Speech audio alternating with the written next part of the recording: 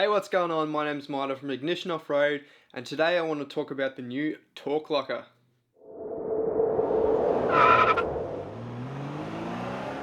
Now, if you're thinking of purchasing your own Torq Locker, or for starters you don't even know about the Torq Locker, then this video is here to provide just that little bit more information. So first of all, if you don't even know about the Torq Locker, let me get you up to speed. Now, Torq Master Industries out of the USA are an established brand building diff lockers, and they've come on board and built the very first diff locker for Subarus.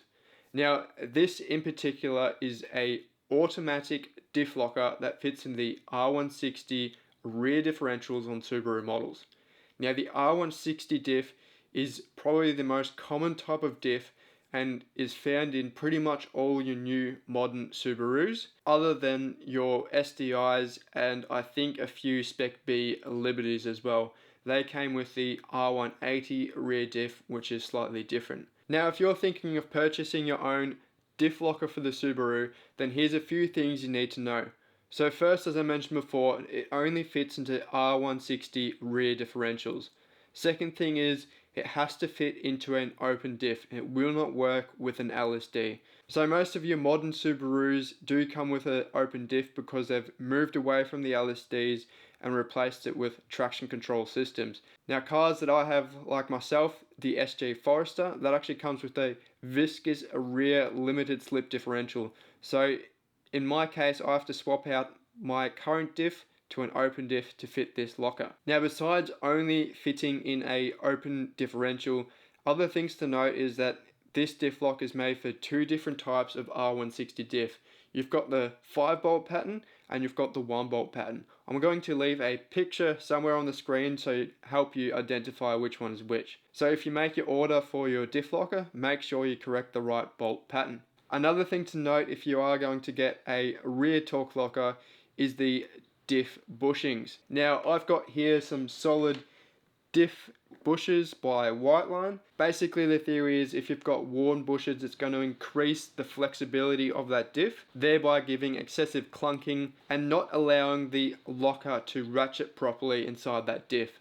So a big recommendation I've heard from people that have already installed these is either replace your diff bushings with new OEM ones, or stiffen them up with a brace or solid bushings like the ones here.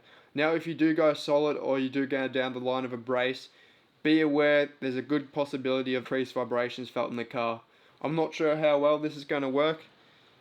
If I do find that the vibrations are too bad with these solid bushings, then I can always pull them out and change them to OEM. But for now, I'm going to try and give these Whiteline bushes a shot. Now, in terms of what you get when you buy the diff locker itself, basically you're going to get the diff locker, which is basically this piece here.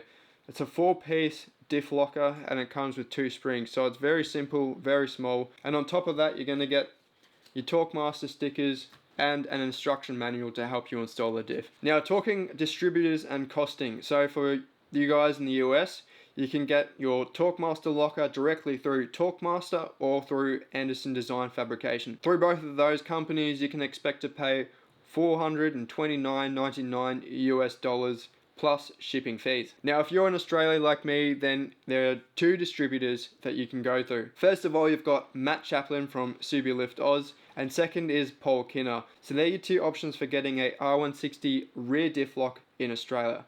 I'm going to leave the details for both of those companies in the description below. Now, in terms of pricing for the Torq locker in Australia, through SubieLift Oz, you can expect to pay 670 Australian dollars plus $45 shipping Australia wide. As well as that, if you do decide to go through SubieLift Oz, there's a good chance you'll get a few extra SubieLift Oz stickers in there as well. Anyway, I hope this answers a few questions if you are thinking about getting a Torq locker for your Subaru.